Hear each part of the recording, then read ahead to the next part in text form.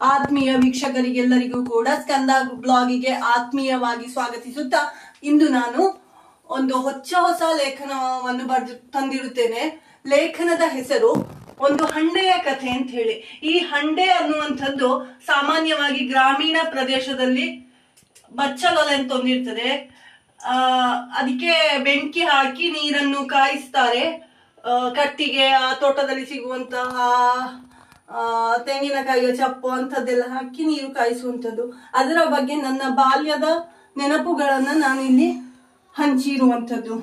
ಅಲ್ಲಿ ನೋಡಿ, ಒಂದು ಮೇಲೆ ಅದು ಹಂಡೆಗೆ ಮೇಲೊಂದು ಟ್ಯಾಪ್ ಇರ್ತದೆ. ಆ ಟ್ಯಾಪಿನ ಮೂಲಕ ಒಳಗೆ ನೀರು ಬೀಳ್ತದೆ. ಓದ್ತಾರೆ ನೋಡಿ. ಹಂಡೆ ಎಂದರೆ ಇದು ಅಂತಿಂತ ಹಂಡೆ ಅಲ್ಲ, ಸುಮಾರು 40 ವರ್ಷಗಳ ಇತಿಹಾಸವಿರುವಂತಹ ಹಂಡೆ. ಅದು ಸ್ನಾನದ ಹಂಡೆ.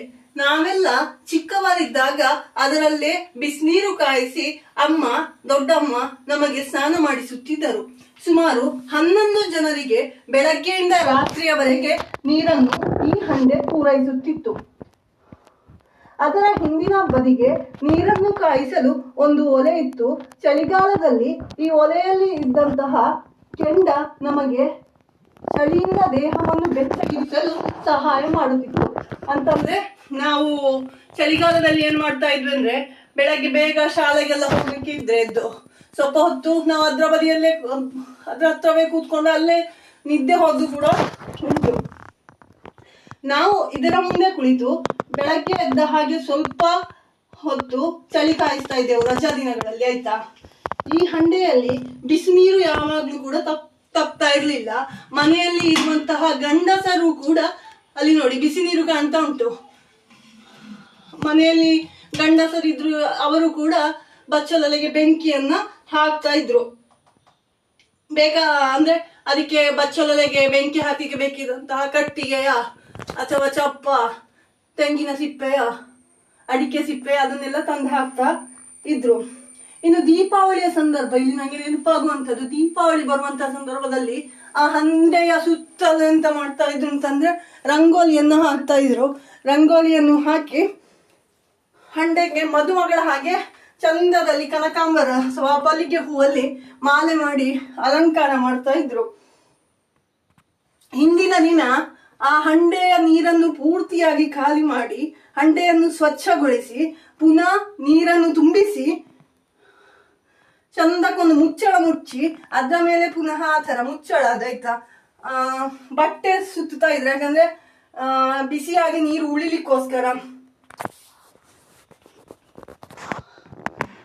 ಬೆಳಗ್ಗೆ ಬೇಗ, ದೀಪಾವಳಿಯ ದಿವಸ ಬೆಳಗ್ಗೆ ಬೇಗ ಎದ್ದುಕೊಂಡು ನಾವು ಎಂತ ಮಾಡ್ತಾ ಇದ್ವು ಅಂತಂದ್ರೆ, ತೈಲ ಅಭ್ಯಂಜನ ಅಂದ್ರೆ ಎಣ್ಣೆಯ ಸ್ನಾನವನ್ನು ನಮಗೆ ಮಾಡಿಸ್ತಾ ಇದ್ರು.